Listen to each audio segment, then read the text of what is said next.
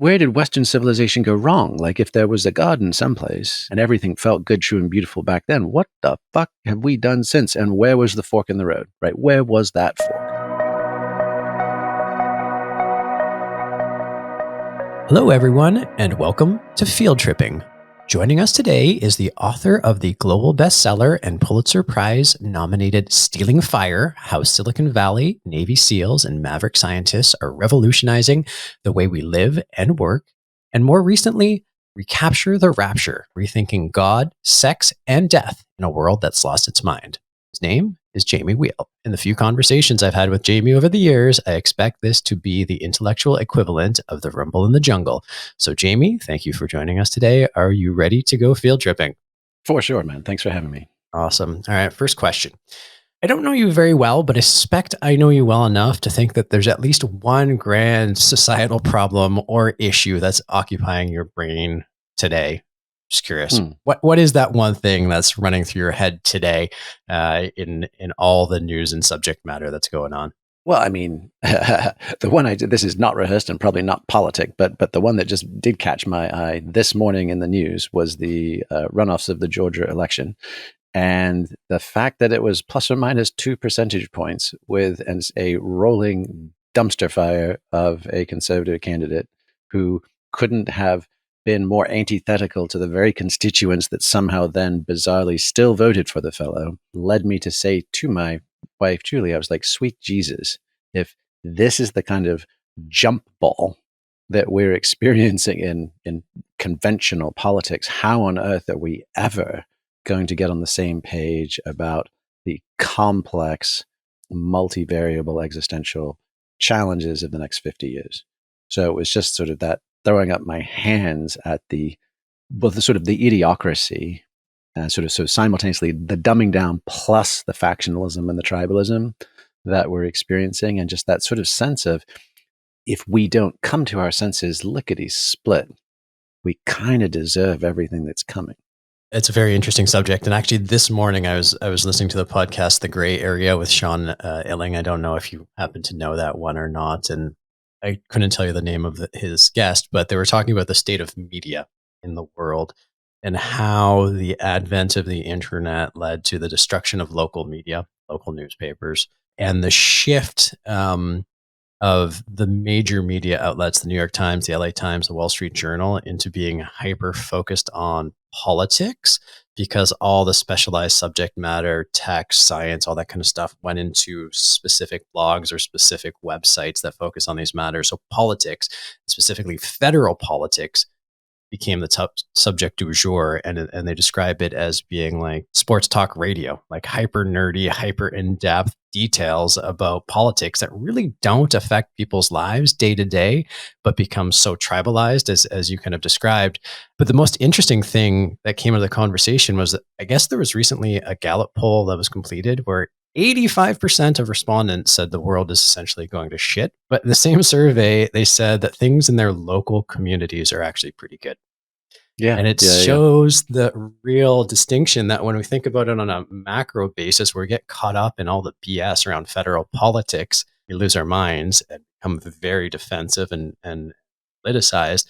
When we go local, it's not so bad, and it's easy to get caught up in all the noise up here. But day to day, maybe we can take a breath. I think if we don't stop to take a breath, gauge what's going on, that's just going to make the problems worse. So I don't know if you have any thoughts on that, but it's funny. It's a topic that just came up today for me. Yeah, I mean, we're kind of coming into this backwards. Normally, this is kind of the end of a much more kind of complicated argument to get here. But I think that the dynamic that you're pointing out, that it's harder to be douchey to your neighbors than it is to randos on Twitter, is a legit insight about human nature. And when we, because look, particularly in the psychedelic renaissance, in that extended community, right, there is a sort of always implicit, sometimes explicit hope and assumption that the consciousness expansion that has often been, correlated with psychedelic experience is going to expand our consciousness to the place of some global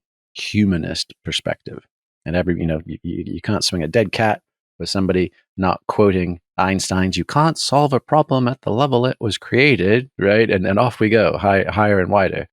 And my sort of sense as an historian, as a student of culture over time, is, hey guys, I think we had a 75-year run at that, from 1945 on, and we had the New Age, the human potential movement, the New Age movement, the personal growth movement, the countercultural revolution. We had all the things, and we've indulged in all the workshops. We've done Landmark and Tony Robbins, and we did it all, and we still are kind of shitty people.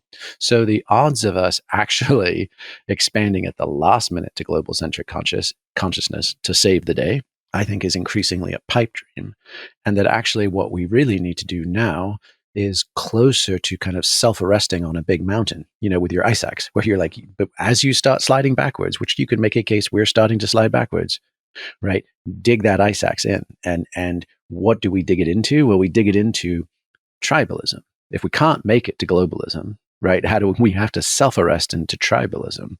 And we know that, fundamentally ethnic or racial tribalism does all the sad and destructive and often violent things that does. We know that, creed or beliefs are even bloodier. They mobilize, tens of thousands to millions of people against each other instead of just 150 against 150 of their neighbors.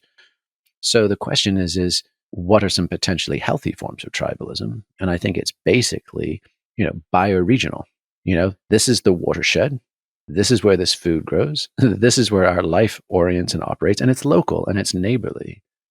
And that gets through the MSNBC, Fox News screaming matches. That gets through the sense of you've got the wrong bumper sticker on your, Dodge Ram pickup or your Toyota Prius, and it's much more like, hey, is the neighborhood on fire? Great. We're going to have a bucket brigade. And I don't, and I care about you as my neighbor. We are rallying together to protect our homes.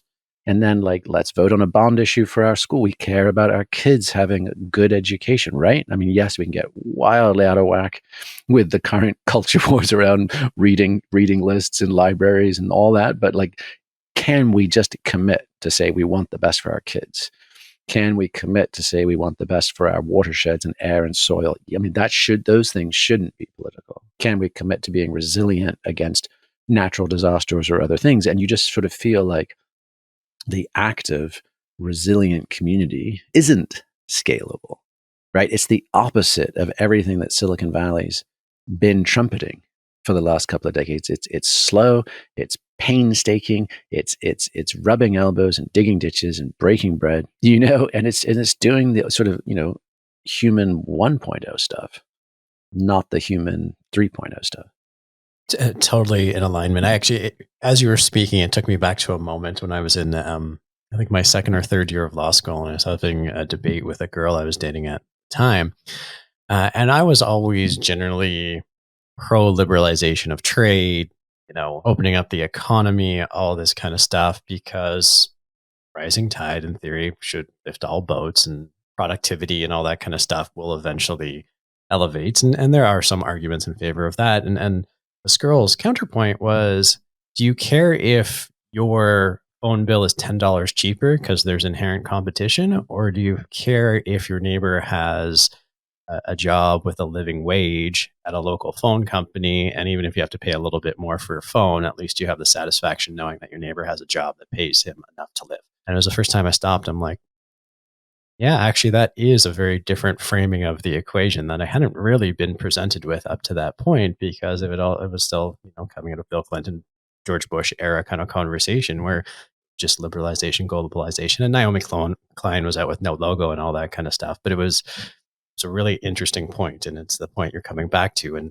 And just a secondary thought is, just as a quick shout out to our previous guest on the podcast, David Sachs, who wrote A Revenge of Analog, and more recently, The Future is Analog, gave a very searing example of the pandemic has shown us what this digital utopian future that everybody has been trending towards for the longest time looks like. And it sucked, right? Like being isolated in your home, doing everything in your computer, not having the 3D interpersonal real life interaction sucks. And so it does, again, point back to, why are we doing all of this? What is this digital race to the future if it's not serving what we actually want? And if what we want is just clean air, clean water, and food to eat, then let's take a deep breath and hard reevaluation of all the things that we seem to be working on. I don't know if you have any thoughts on that, but there are just a couple of thoughts that came up as you said that. Yeah, I just wrote a recent essay actually, mulling exactly this because our experience in a little mountain town in Colorado is case in point, and have found, no surprise, that doing things locally is slower, less convenient, more expensive because basically all your local community are middlemen, right, to what we're accustomed to being, these hyper efficient global supply chains. We're accustomed to one click shipping that's free because I already got snookered into my Prime membership and I don't even think about it anymore. And it's on my doorstep in the morning. You have to wait in line at a local post office and pay $40 to mail cookies or socks that aren't even worth $40. And you're like, are you fucking kidding me? Like, I want to see the manager, or you're like, this is how much the reclaimed bondwood costs at this little rinky dink local railroad stop. Like, let me Google lumber liquidators and let me see if I can get a pallet of that from Denver or someplace else. Right? You realize, oh, we have been conditioned in that last 30 years. That's what you were describing as that kind of Bill Clinton, Bush, post NAFTA, like major neoliberal globalization push. We've been conditioned as incredibly inflexible, deconditioned consumer zoo animals, right? And we've been fractured from all of our communities. And so you get a bunch of nice kind of conchy culture folks being like, I'm calling in community, or what's next is we're all going to live in community. And you're like, are you sure? Because I don't think you know the first thing about living in community and what it actually entails. And then also why everybody, as soon as they had the chance in the early 20th century, all the way through post World War II, chose the fucking suburbs, right? People wanted proximity to urban density, to culture, to high wage jobs, all those kind of things. But people liked to be able to bugger off and not have their neighbors gossiping and not being stuck in tenements and not being up in each other's business all the time. So I think we're in a fascinating stage where, what's old is new again. And people are sort of looking to reclaim and recapture stuff. But I mean, if you want to live in community, it's almost, community capitalism as free market socialism. To your point about the phone guy, like, you choose to actually forego the efficiencies of Amazon to give your dollars to the local hardware, store so they can stay in business. You choose, right? You choose to work with a local builder versus getting some the Tesla of, smart homes, built in a factory in California and shipped on a trailer and dropped on a crane. You choose to involve and engage the local stakeholders, and it's slower and it costs more, and it's probably not as whiz bang shiny as that slick website, from the coasts. So it's a fascinating moment we're in as to how we choose, because I mean, again, conservatives are quite often about community self-reliance, like cut social security, cut social safety nets, cut the quote unquote welfare state, boost community or church-based civic aid, boost all these, people actually looking after who lives near them. And the trick with that is that if we've become accustomed to statism, right, then we've atrophied all the muscles of care and concern for our local world. We just see ourselves as atomized individuals, So you take away that stuff, and then it's not like suddenly civic duty and community, social capital just emerges out of nowhere. So we have to be really aware of how we're shifting our support structures for how we do this human thing. We can't simply just cut off one because it feels bloated and inefficient and then magically assume that we still remember how to do local, and then let alone traditional community, let alone progressive community. Yeah. 100%. And it brings me back to a point about psychedelics, actually, which is, as you know, I have more questions about it that we'll get to later. But as part of the documentary that you were part of, thank you. One of the experiences I had was that the power of psychedelics isn't so much expanding your consciousness into an evolved state, but when you're in a psychedelic experience and your ego drops and you share that experience with people, the bond and the community that forms is so deep and the connections made so meaningful that actually maybe the power of psychedelics is not in consciousness expansion, but ego dissolution in a group setting whereby people can connect again and start to build that skill set that atrophied and state, the welfare state environment. That's certainly been my experience. And the more people I talk to about it, the more, even though all of us are sort of well-to-do urban or suburban individuals who hate the idea of doing psychedelics in group, every time we've done psychedelics in a group setting, come away being like, that is way more powerful than sitting with a therapist and doing it by myself. Well, for sure. I mean, and I feel like it might have even been Robin Carhart Harris, somebody recently in that field, or Matt Johnson recently just published. In fact, I think it was Robin, because it was about sort of communitas, right? It was about the group or collective experience, and surprise, surprise, with the exception of sort of shamanic initiatory vision quest, and even then, not always, people weren't in isolation. These were always community affairs. And so the ability, and this goes to Robin Dunbar's work, right, at Oxford, he's the one who's famous for the 150 Dunbar number, sort of group coherence thing. But he also did studies with the San Bushmen and the Kalahari, and found that their tendency to use their ecstatic technology, which was a trance dance, so drumming, rhythm, fire, endless dancing, so sort of physical stressors and strain, the sonic driving of the polyrhythms and the beats, to put the group into a trance state. They did that more often, not less often, the harder their lives were. So basically, the saltier folks were getting with each other, the more often they used trance dance to kind of flush the system. Right. So it's almost sort of like a sort of groove and reconciliation committee. Like, we are at each other's throats. There's all kinds of petty politics and drama. There's probably fisticuffs ready to break out if they haven't already. And we sweat our prose, and we do it together. And then by the end, there's just less shit to talk about. And I think so for sort of accretive micro PTSD, meaning just the slings and arrows of the day to day, the stones in our shoes, right? The grit and the pearl, that kind of stuff. That kind of, what sociologists like Max Weber and others would have called collective effervescence, right? Really dropping in together into a shared coherent state is a profound part of our sort of social immune systems. How do we meet and then metabolize the frictions and tensions of the day to day? Then, separately, there's also the kind of the macro PTSD, and those are perhaps more delicate, right? Like if someone's just slept with your spouse and you want to murder them, you might just not be able to work that shit out with a good dance party, right? If there's been violence, if there's been fraud, like the heavier stuff would need mediation, would need elders, would need different social technology.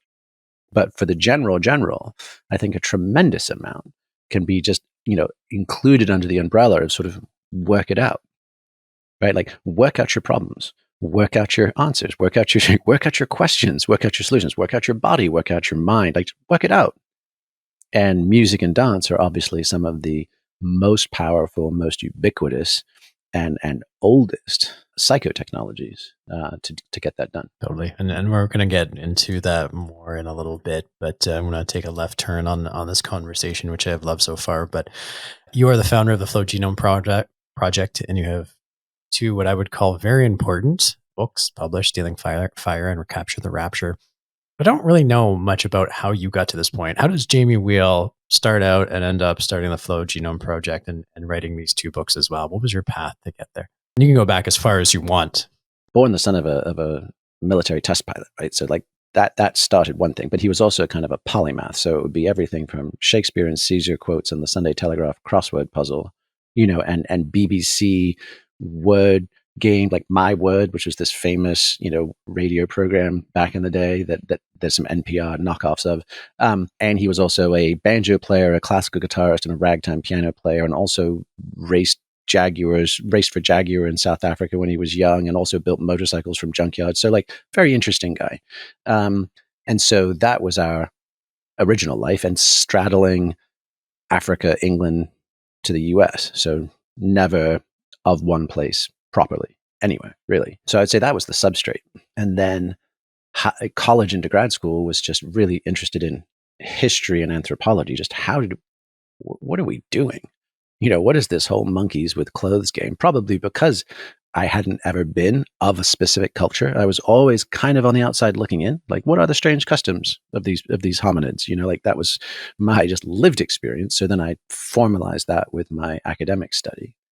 And, particularly in my younger, more idealistic age, there was a little bit of that kind of, Ishmael sense of like, where did Western civilization go wrong? Like, if there was a garden someplace, and everything felt good, true, and beautiful back then, what the fuck have we done since? And where was the fork in the road, right? Where was that fork? Was it 10,000 years ago with agriculture? Was it, was it the Industrial Revolution? Was it capitalism? Who knows? Where was it? And as a result, I was particularly interested in non-Western cultures. So in grad school, I studied with Vine Deloria Jr., who was a Yale-trained lawyer, but a Lakota elder, and one of the preeminent First Nations thinkers, scholars, and leaders of the 20th century.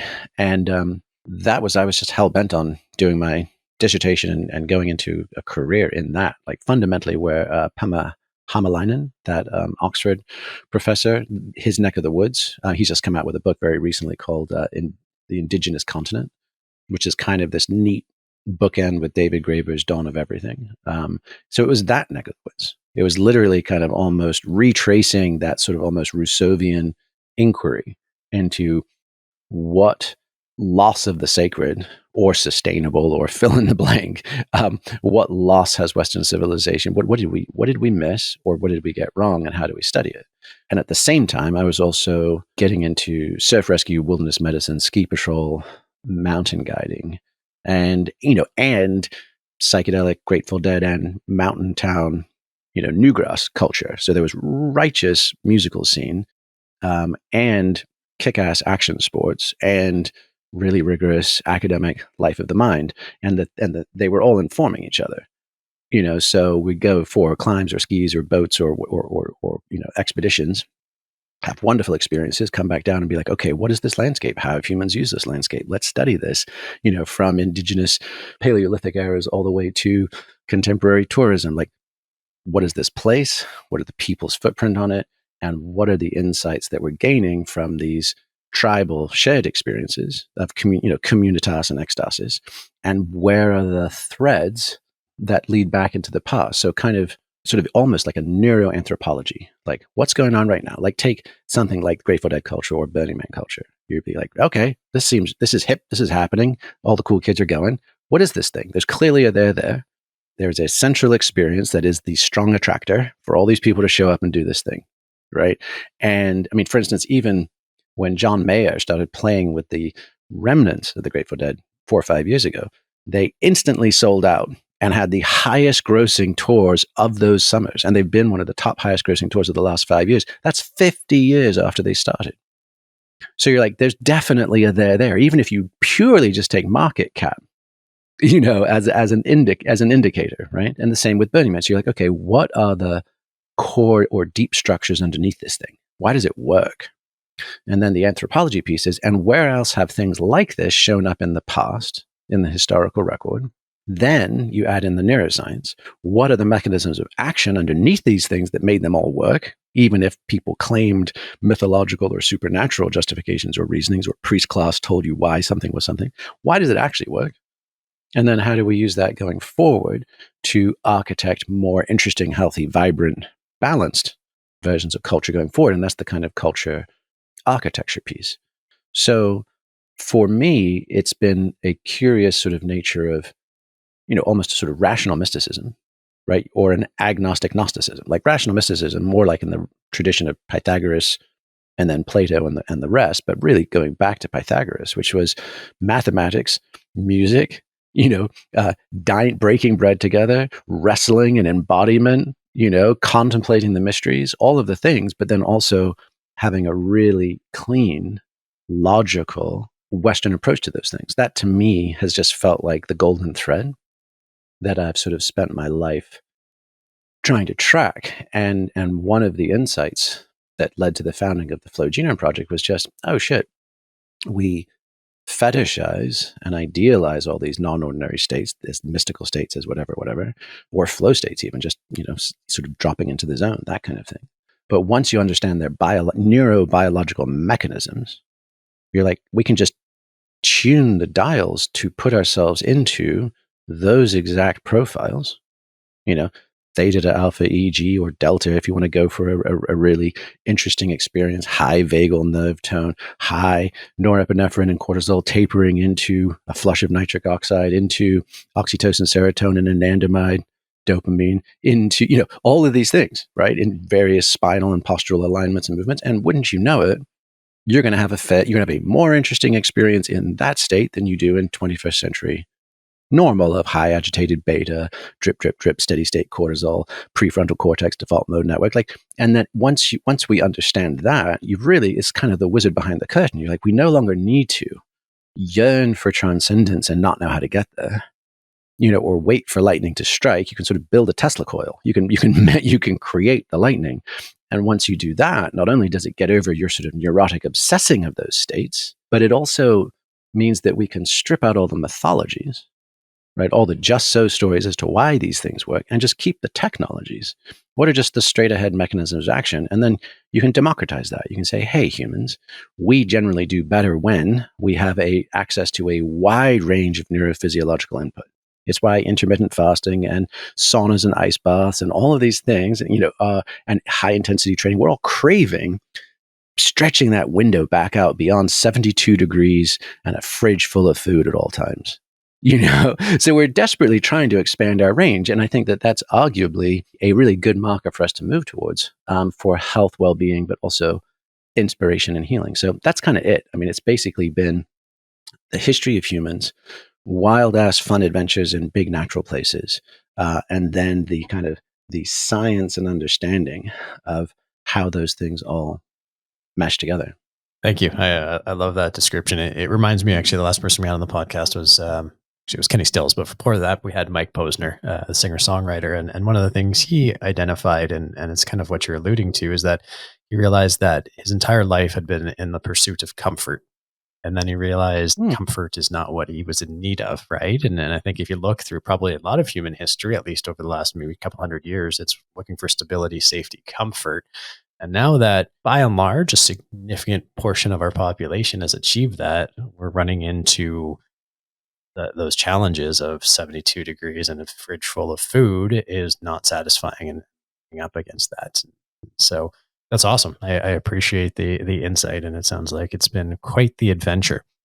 Speaking of the Flow Genome Project, I've been into this optimization kind of trend for about 10 or 15 years, biohacking, journaling, Tim Ferriss, Ben Greenfield, Dave Asprey, you name it, I've probably done it. And I think I know your answer, but I'm curious to hear this. But one of the things I've started to really question is the value of this focus on optimization. The whole notion of optimization to me feels like it's based in perpetuating what I'd call a deeply entrenched sense of chauvinism, being the distortion of the masculine and the feminine that turns men into performance objects and women into sex objects. Men get value from doing. Men are providers. And if we're not, then we lose our sense of identity, that we only have worth if we are doing. It fundamentally, I think, takes us away from one of the core values that seems to be inherent in many of the mystery schools, at least, that we are valuable and worthy of love just by being. How do you respond to that? Because I can see like how the Flow Genome Project, I think it's about flow, which is different necessarily than optimization, but there's so much focus on optimization and hustle and work and being better performance at work that in some ways takes us away from where I think we want to be going. Yeah, although what you just said about mystery schools, I don't know too many mystery schools that aren't absolutely terrifying and incredibly hard and difficult. So the whole like you're special as you are cupcake, that to me is sort of like that's contemporary psychedelic and or new age and or personal growth therapeutic affirmation. Okay. Like, hey, you're good. It's okay. But mystery schools will kick the living shit out of you.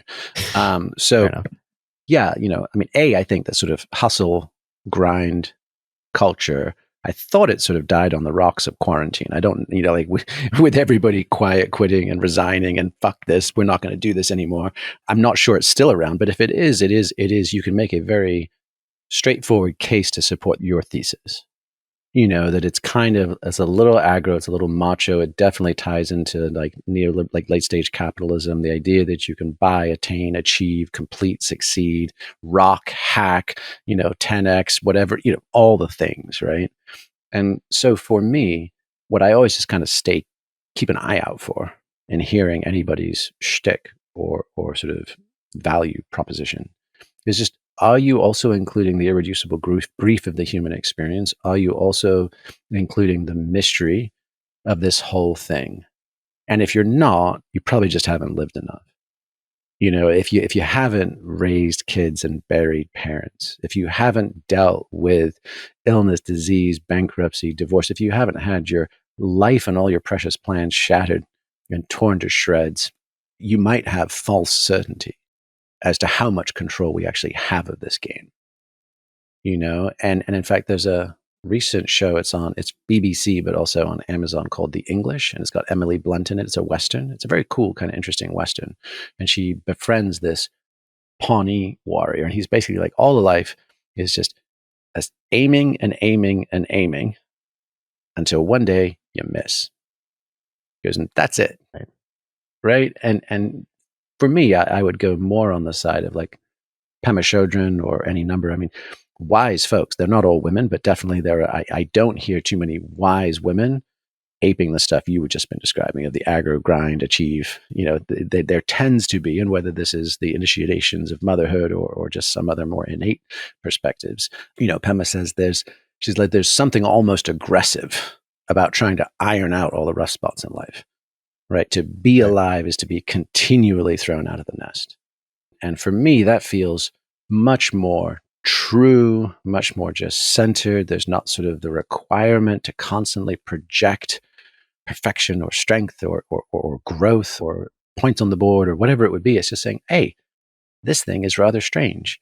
We're monkeys with clothes. We're spat out into this world through no direct commitment of our own. We suddenly look around, and if we were blessed to have a nurturing home environment, the world is almost never the same. Many folks don't even get that healthy head start. They get spat out into a world and it's all chaos, even in their family of origin. And you're like, I didn't choose this. I didn't sign up for this. None of this makes sense. And yet, right? Like on the one hand, red in tooth and claw, nasty, brutish and short. And this just seems like a shit show.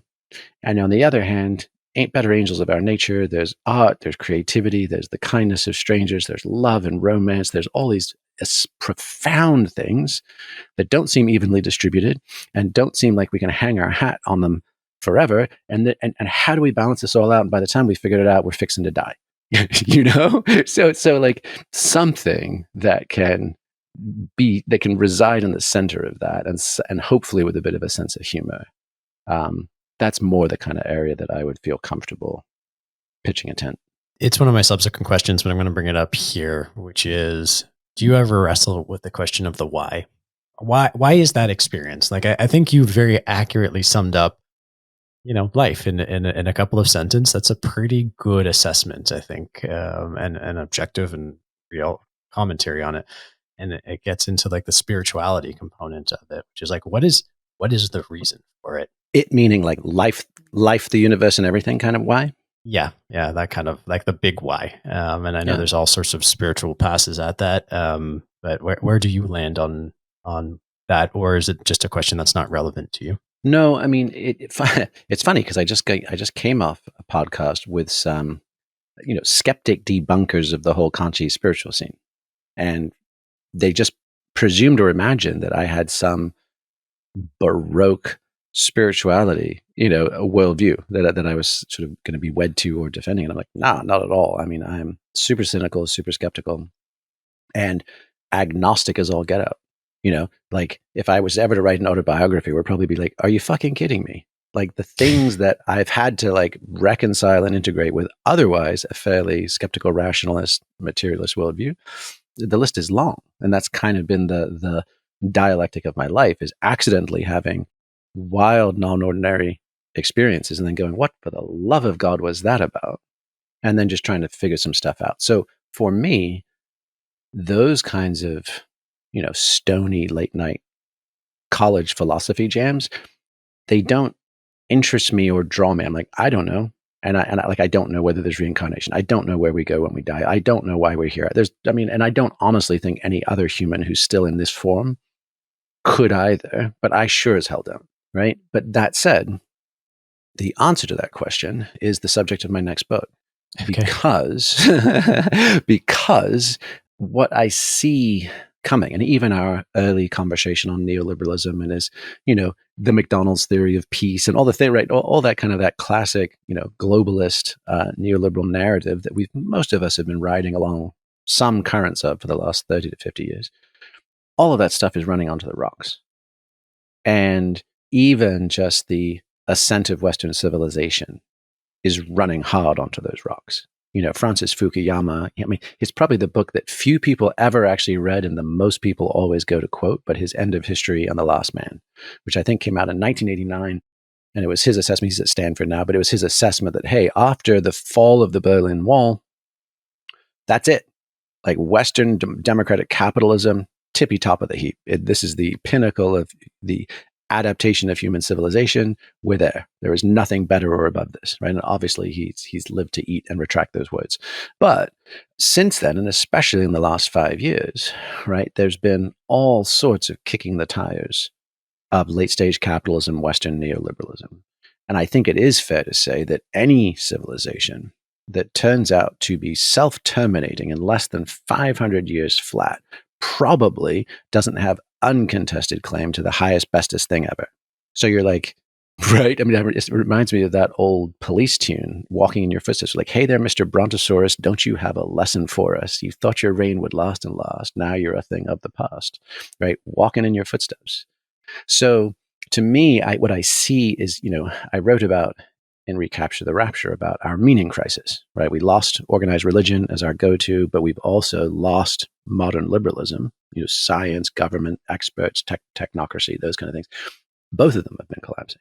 So we're in this meaning crisis, and we're seeing that rise in diseases of despair. We're also seeing fundamentalism and nihilism. We're seeing people go to absolute certainty, right? And we're seeing people say, nothing, fuck it, I'm out. And so going into what appears to be a lumpy, bumpy, several decades of, whatever, energy, environment, food security, you name the things, they're all there. I think there's going to be a spike in diseases of despair as more and more people come to the end of their stories.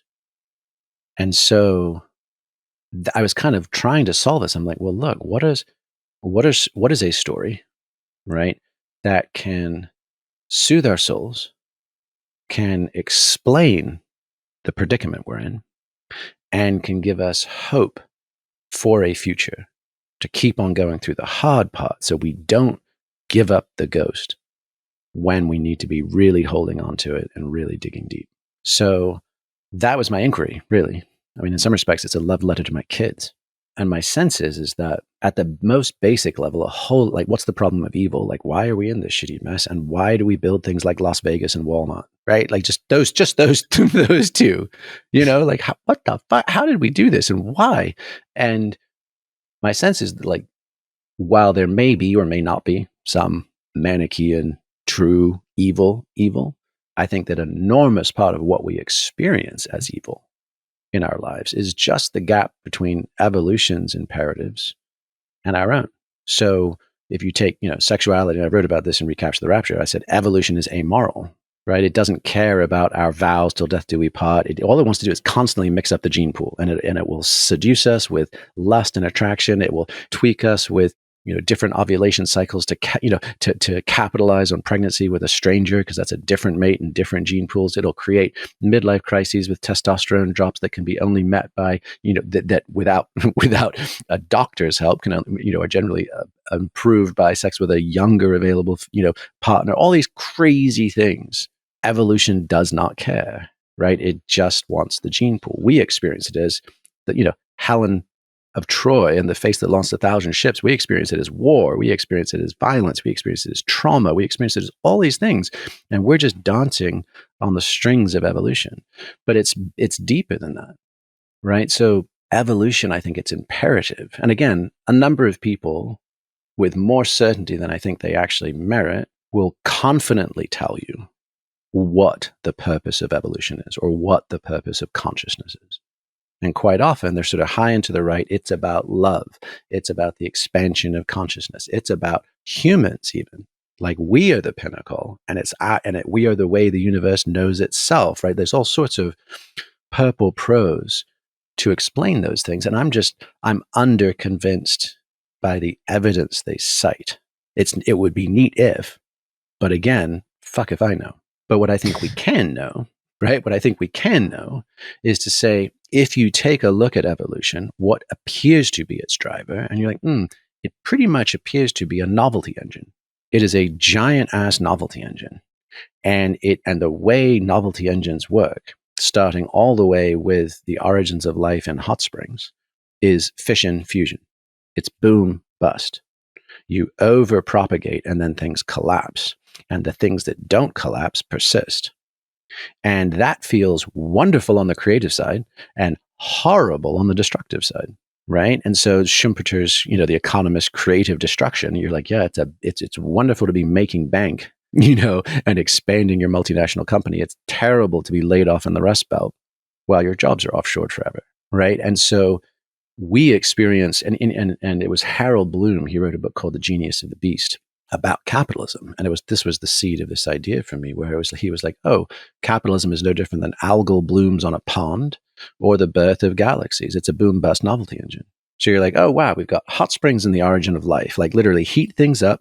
They get together and they're excited with energy, cool things down, they separate and do their thing and repeat for billions of years. And then something happens. Oh, wow, life. Fascinating, right? So fission fusion is novelty level 1. Right? Novelty level 2 is like dendritic expansion, right? So capillaries, roots, river estuaries all do that branching thing. Neurons, right? And you're like, why does that pattern show up consistently at all scales of nature? And the answer is because it is the most efficient way to find more novelty. So you branch and you explore and exploit, right? So you look, branching, then you find uncontested niche with energy, right? And then you expand because you're the one who found it and no one else has yet. And then you overexpand and then you expire.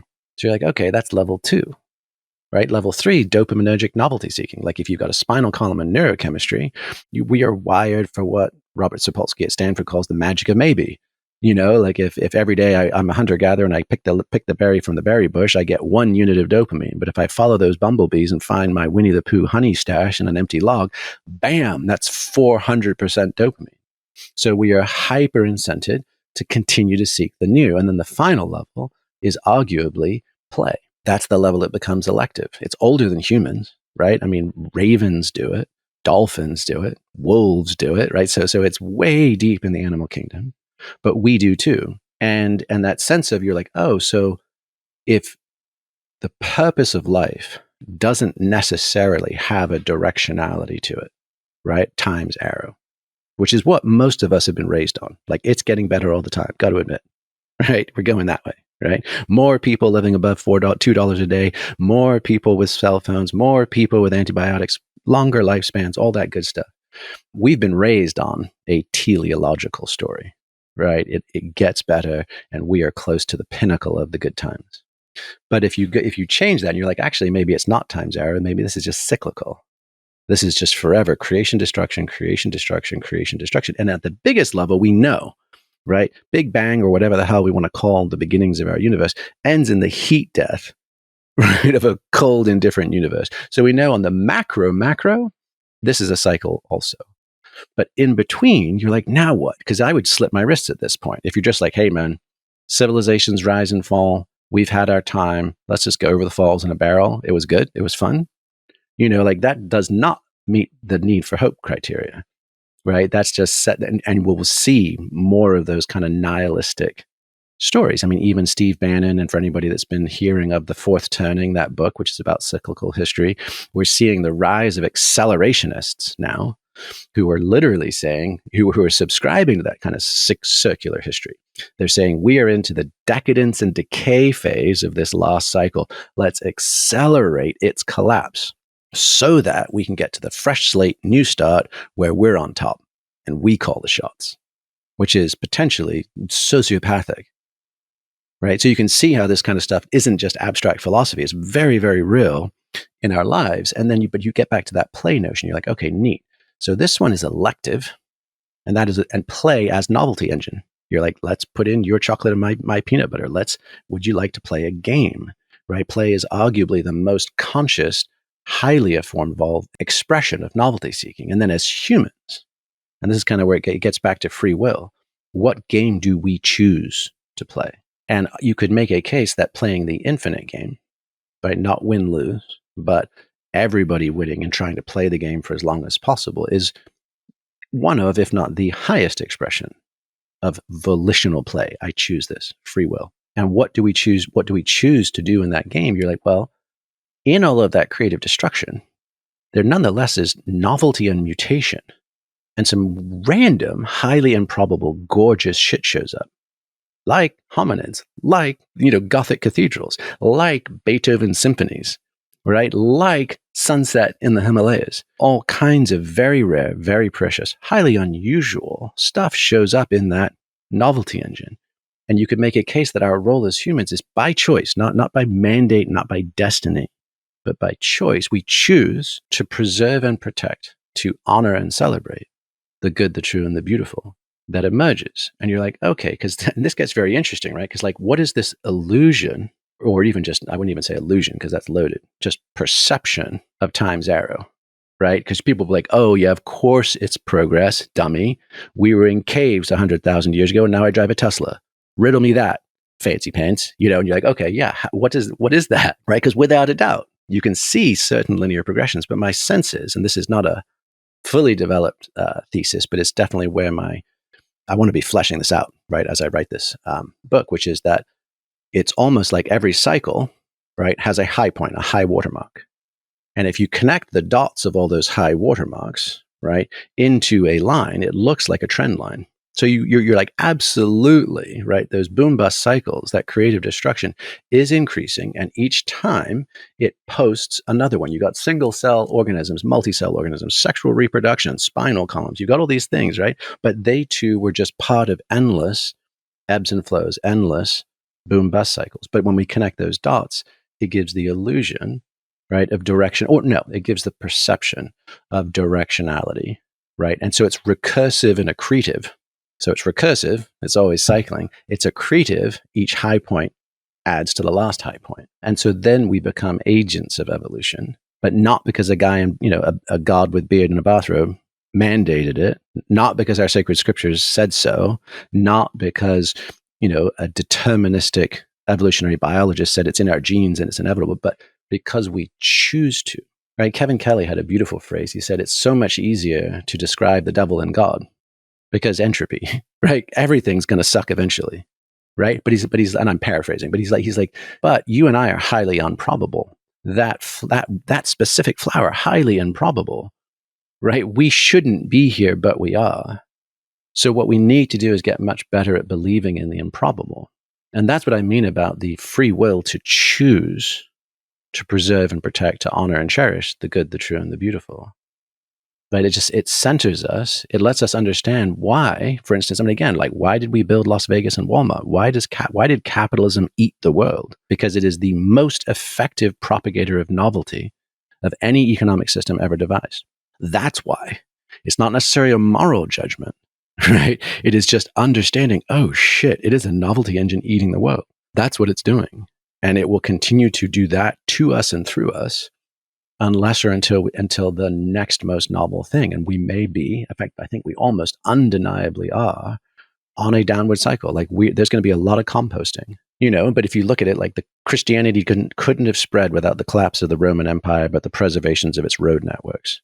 The dot-com bust of 2001 and all the fiber optic cable that got laid is what gave us Facebook, Amazon, Twitter, and all the others. The Black Plague and the collapse of a third of Europe's population broke the hold of feudalism and set up the age of exploration and scientific renaissance. So every time that death writes the code for life, that's Bruce Damer's term, right? That overpropagation of all possibility spaces and then just carnage and collapse and mutation, right, is what we need to be cherishing going forwards. I realized I called it in the rumble, this conversation being the rumble in the jungle, but it's not even close to that. It's a one-sided defeat of, I am so intrigued and overwhelmed with the thoughts and information, and I'm grateful for everything that you've shared so far. Oh, dude, this is a jam. This is collaborative. No, absolutely, absolutely. It's awesome.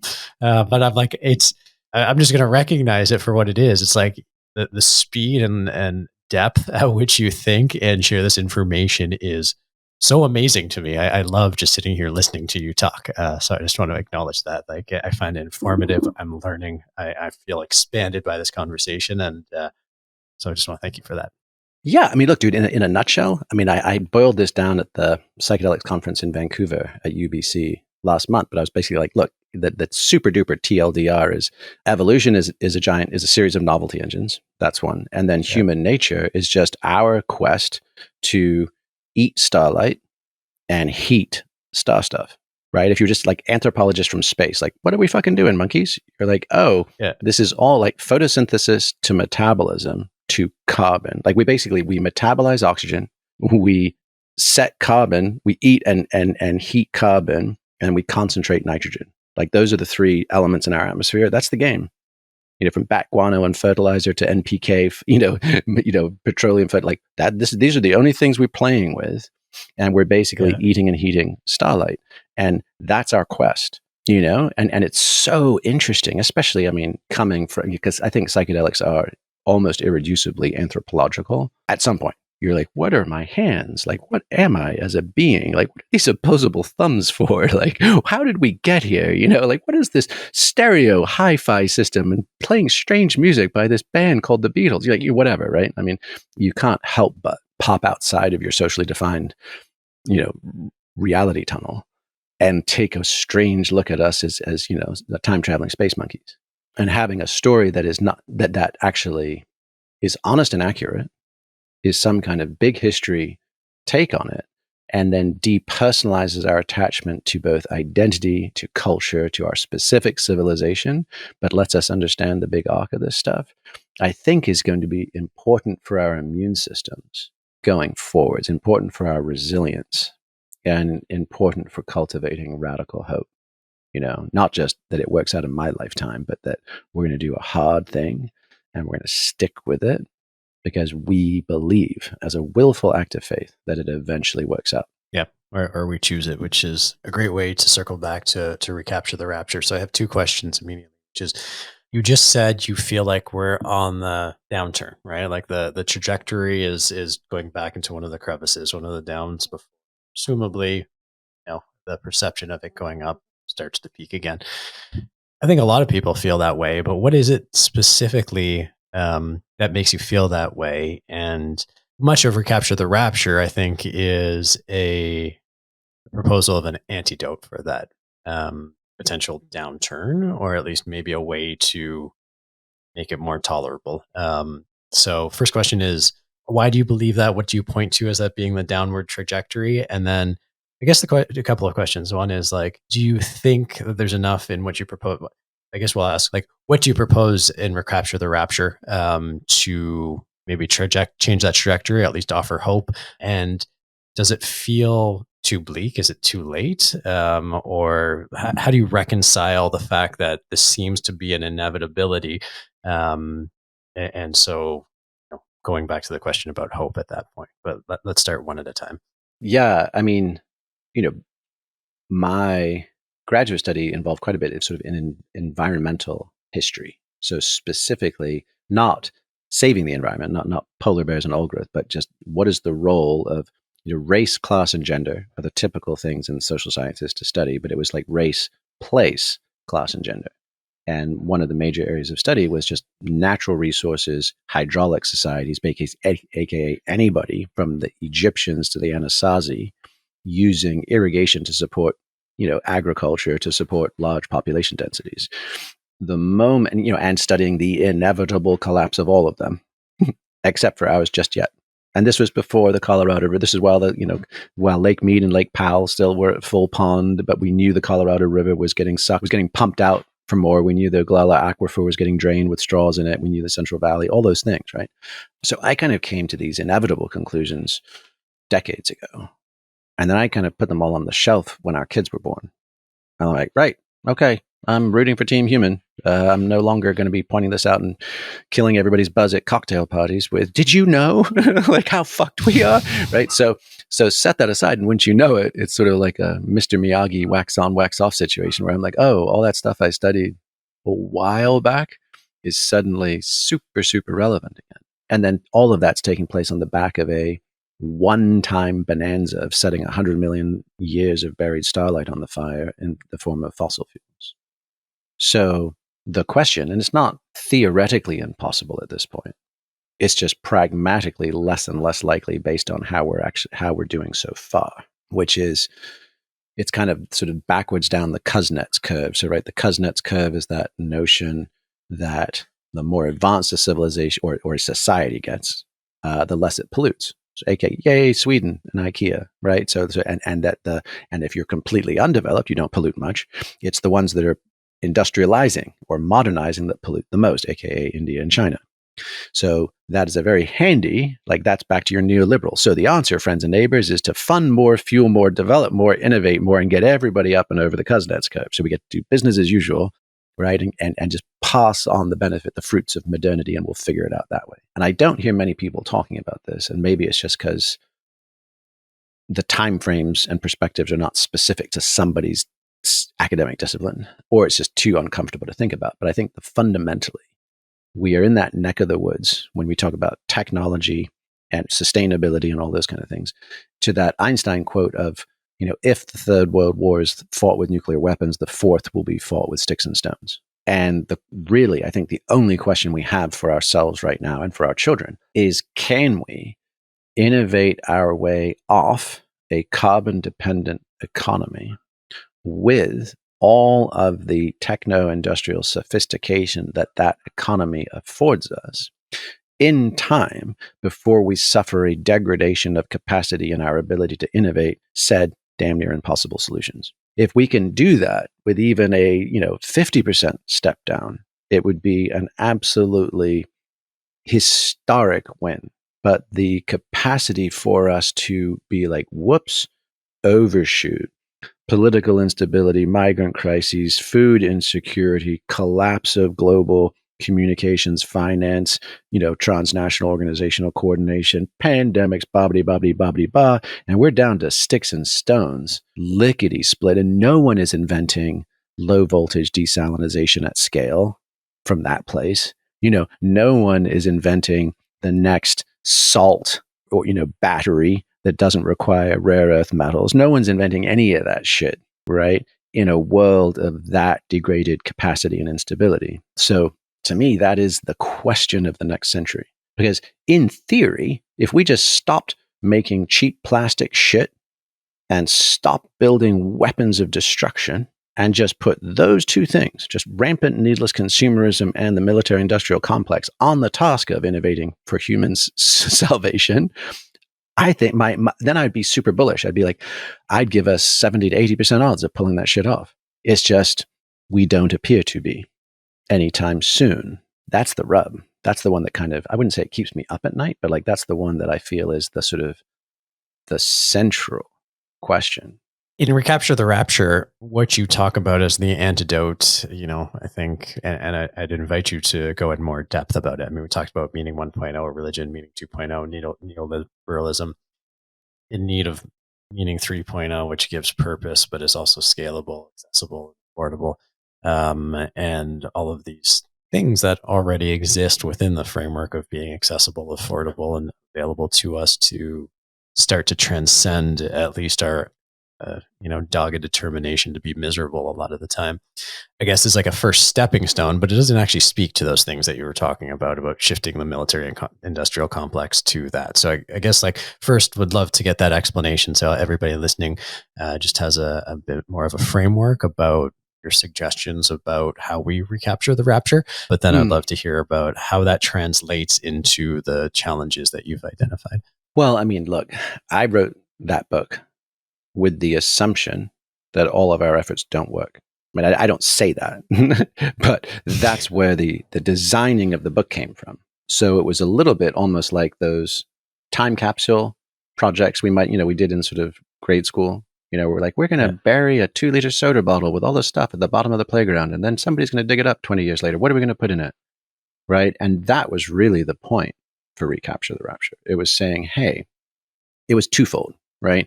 One was, rapture ideologies, like these crazy end time stories of all stripes. I mean, it could be everything from crypto to seasteading to true fundamentalist traditional religious raptures to QAnon to you name it, right? We're seeing this enormous spike, and we're only just getting started. There's going to be more whack-ass stories about what's going on than you can shake a stick at in the coming decades, right? So the one thing was, hey, how about the best of us, the rest of us, the people who just want a chance for our kids to have a better life than we did, die in our sleep, surrounded by our grandchildren. Like, how about that hugely moderate middle around the world, right? That just wants a chance to love and be loved and live a life of simple meaning. How do we reclaim our story from the whack nuts on both extremes? So that's level one of recapturing the rapture. And then the other part is our lowercase rapture, our bliss, our healing, our integration, our belonging. And so my sense is that we're pretty sure, at least in my survey of the history and the literature and contemporary analysis, I think we're pretty sure that tops-down monolithic solutions aren't going to work anymore. No king, no new world order. You either get totalitarianism or fascism or some combination of both, and there's no single person or no single party or no single religion that has a universally helpful, healing, effective take on anything, right? And even our reliance on techno philanthropism, like the Gates Foundation, like even just that simple one. Never mind nefarious plans to microchip the world. Just mosquito nets, right? Like mosquito nets completely went sideways in their African applications, and the Gates Foundation in reward, in incenting, they did a bunch of clever data analysis, and then you have the heads of hospitals in South Africa and Kenya and Botswana and everywhere else. They're like, they have now, with their incentives structures, completely warped our efforts to do on the ground care for our people. So now there's 3 vaccines and or 3 diseases they've identified as their poster children. Meanwhile, we've got kids who need dental work. We've got malnutrition. We've got 1,000 things going on. But because those are the only things that get money, it's now bending and shaping our stuff. Or the fishing nets getting, the malaria nets just getting used for fishing because the people were hungry and Lake Tanganyika didn't have enough fish in it. So you both overfish and collapse your fisheries. They've got pesticides on the nets. They're further polluting the water source. They're not being used for malaria bed netting. You're like, oh, wow, this is a clusterfuck. So take any example of that and you realize tops-down solutions are either ineffective or won't be tolerated by the people or both. So we're like, okay, what is the sort of blockchain or Linux? What is some sort of, or WordPress even, if that's a more familiar example for folks? What is the WordPress of building grassroots, decentralized, healthy, healing, resilient communities, right? Using, and I think WordPress is a nice example, right? Because it used to be 10, 15 years ago, if you didn't know how to code, you couldn't make a website. So it either created very expensive middlemen, web developers or web designers, and it knocked out tons of small entrepreneurs, anybody looking to do their own thing. With WordPress, it was or Squarespace, it was drag and drop. You could build your thing. They still looked completely unique because people were putting in their own words, their own stories, their own images, their own offer to the world, but it was on a shared platform that worked. The links didn't break, there was good uptime, all that kind of stuff. And so that's really what the majority of Recapture the Rapture is about, is like, what are those building blocks that work in architecting culture, and then cut everybody loose. Like, it's not up for me or anyone, I would think, to say what your community ought to look like, but you can say, here's some known issues, be careful of those. Here's some must-haves, and here's some bells and whistles, or like a box of Lego. I mean, I'm sharing lots of metaphors just because, one will land most, dynamically for someone. But it could be a box. They all click together and you can click them together in any way. But here's a couple of pictures of some rad shit you might want to build. Here's a Starship Cruiser and here's a T-Rex, have at it. And my sense is that, back to that time capsule idea, like, I wrote this book so that people, if they needed to, could have a shot at rebuilding transformational culture from scratch on the other side of collapse. I appreciate that. And just You talk about ecstasis, catharsis, and communitas, things you've mentioned already, which is ecstasis, getting out of your body, catharsis, healing, and communitas, connecting. And there's lots of techniques like breathing, sexuality, embodiment, substances, and music are the ones you touched on, and these create the alchemist cookbook. Do you want to, and I'll leave it to you, but do you want to sort of go into those at all and just provide a little bit more detail about how they can be used, what they lead to, or I can hop into my next questions, which are about psychedelics and some other kind of concepts as well. Yeah, I mean, again, not only was you can say I'm a stark raving optimist, or my version of hope is actually just a little more. I think the simplest to say my inquiry has been about post tragic hope. So if I feel like I'm sort of like either glib or casually discussing things that are actually deeply destabilizing or confusing or sad, it's not that I have given up there. It's just my sense is, oh, we're heading there. So we have to find what's on the other side. And one of those things will also be if you kind of did a what would IDEO, the design firm, do? Because they've famously created that human-centered design toolkit, which they've then shared around the world for people in cities and slums and in rural areas to solve their own problems using their design thinking process. And my sense is like, if you wanted to provide open source, scalable, democratized access to peak states and authentic healing in communities, what would you do? And like premise number one would be like, you probably work with evolutionary drivers as much as possible. So like we have to breathe and we have to procreate.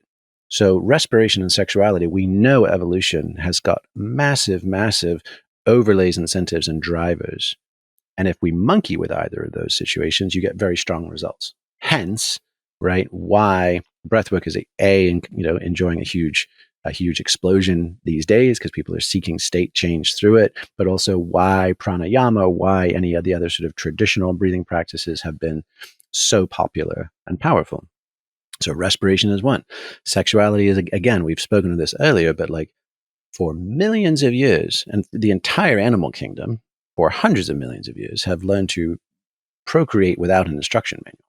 So if you just try and get humans to do anything well without an instruction manual, you're like, holy shit, there has to be a lot of incentives and drivers, predominantly in our hormonal and endocrine systems, right?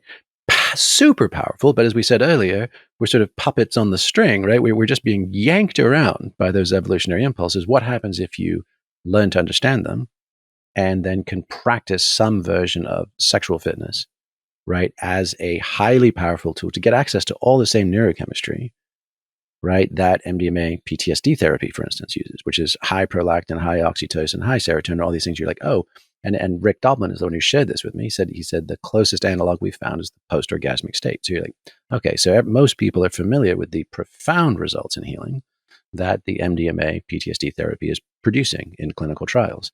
And you're like, and it's slow and it's tightly regulated and not everybody has access, but everybody has access to their own body and to their erotic arousal system. And Nicole Prousey, who's a Kinsey Institute researcher, and she's at UCLA, I believe now, has been literally researching orgasm as prescription pharmaceutical for everything from anxiety to depression to palliative pain relief to insomnia to 100. And you're like, perfect. That is exactly what we need. We don't need more pills, right? Wouldn't it be amazing if there was just a YouTube channel and people anywhere with a phone, anywhere around the world could learn a protocol that could provide real, free, effective relief? Music is a dead easy one. It's arguably Daniel Levitin's work at McGill, up your way, has made the case that music even predates language, right? They found bone flutes that are 76,000 years old, and clearly a flute wasn't the first thing. It was probably a soft-toned drum. And that arguably music and rhythm and call and response were some of our earliest socially bonding technologies. Huge impact on neurochemistry, right? And huge impacts on group cohesion. And then substances sort of speak for themselves, right? I mean, Oliver Sacks, the famous neuroscientist, said, say what you want about drugs, but they promise transcendence on demand. And so the capacity, and again, and our desire to be intoxicated, as Ron Siegel at UCLA also has said, is our fourth evolutionary drive. It shows up again across the animal kingdom.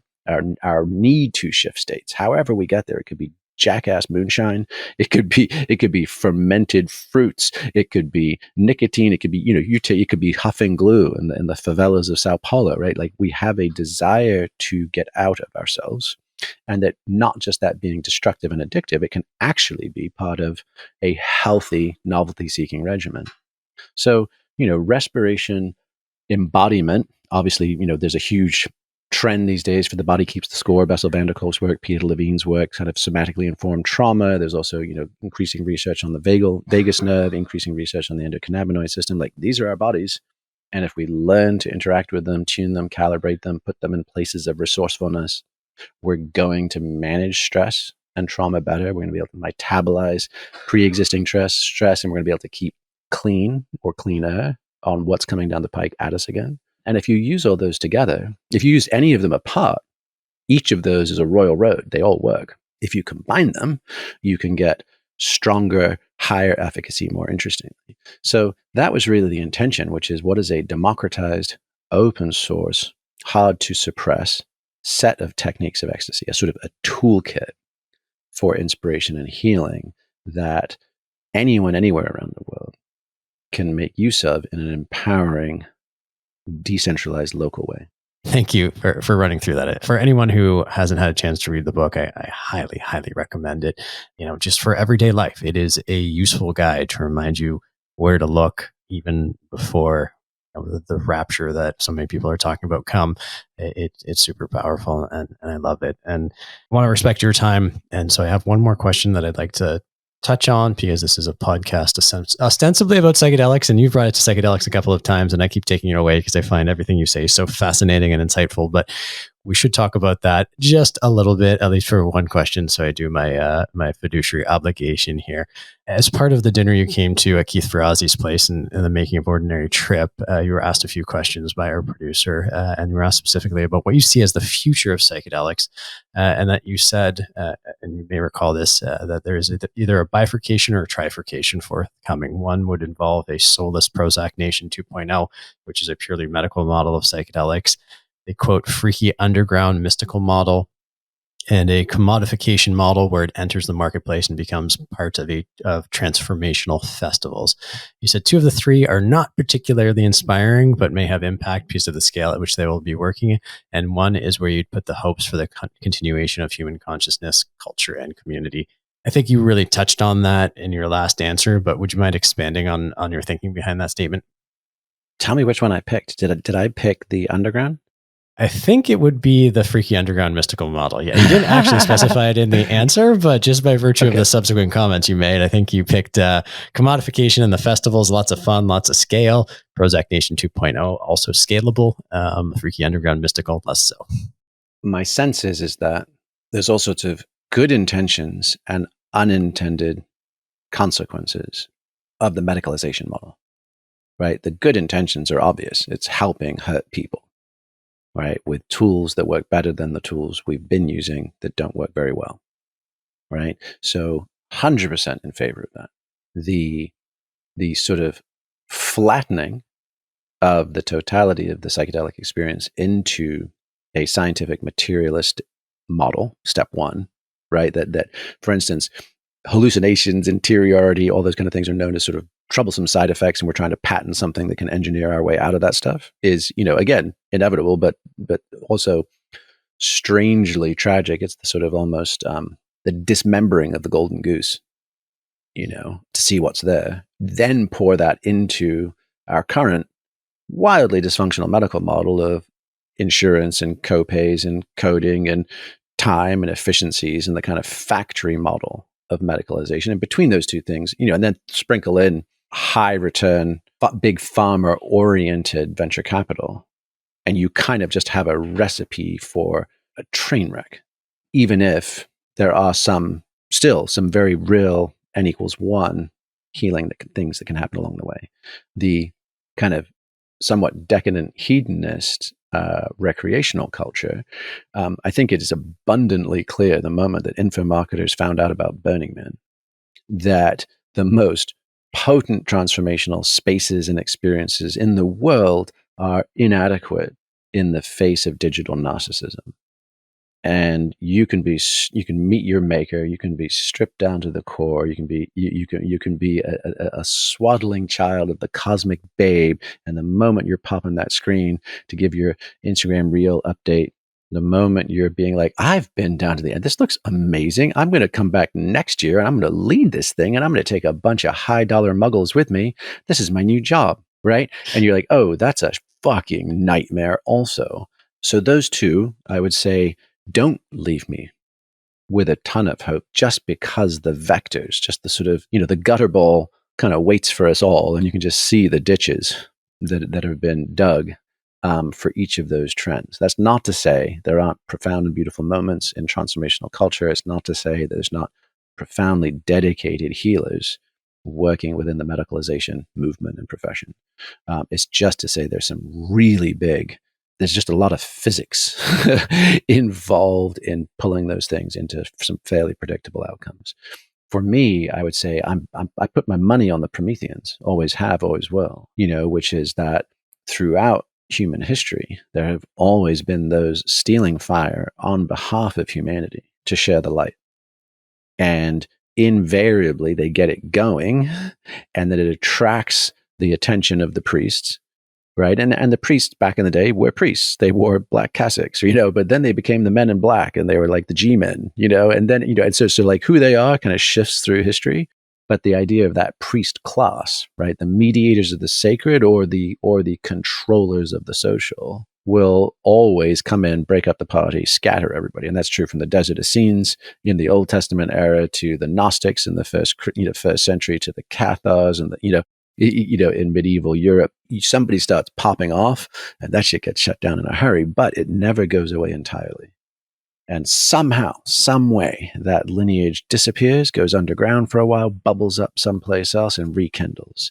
And back to that novelty engine and the good, true, and the beautiful, you could make a case, and this is just occurring to me now, so it's kind of fun to have this conversation with you, right? But you could make a case that it is that hidden, time-jumping Promethean lineage that are the keepers of the flame, the good, the true, and the beautiful. So like the church of the GTB, right, is like, hey, we know enough not to presume any singular solutions for any of us, but we can absolutely bow down at the altar of the good, the true, and the beautiful. And no matter how dark it may seem, and no matter how much hope appears to be lost, there's always hope for both the healing power of nature. Just if we just stop for a while, stuff gets remarkably better incredibly quickly, right? Yeah. And the Prometheans as kind of special teams for the beauty of this evolutionary experience. I love that. And I think that's a great place to, I honestly could have this conversation for another 2 hours. But I'm gonna lock it in here. And thank you so much for your time. I hope we get to do this again. I hope you make great progress on whatever the next book is, because much like the first two, to me, it feels profoundly important. And you have an incredible amount of knowledge and wisdom to share. So thank you for giving us an hour bit of your time right now. I found it super insightful, and hope we get to continue this soon. For sure, man. Thank you. Remember when I said at the beginning of this podcast that I was worried I wouldn't be able to keep up with Jamie?